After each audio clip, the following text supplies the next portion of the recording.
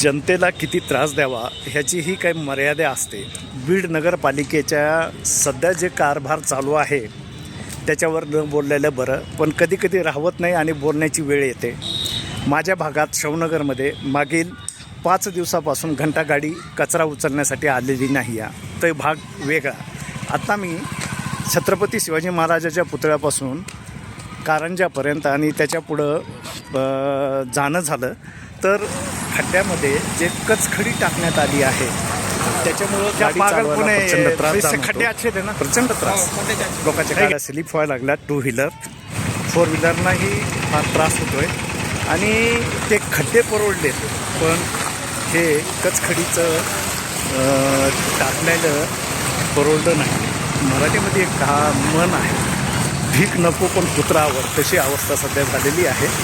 पण नगर परिषदला बहुतेक नगर परिषदचं जे प्रशासन आहे त्यांना कदाचित जनतेला त्रास देण्यात आनंद मिळत असावा, म्हणून हा व्हिडिओ प्रपंच.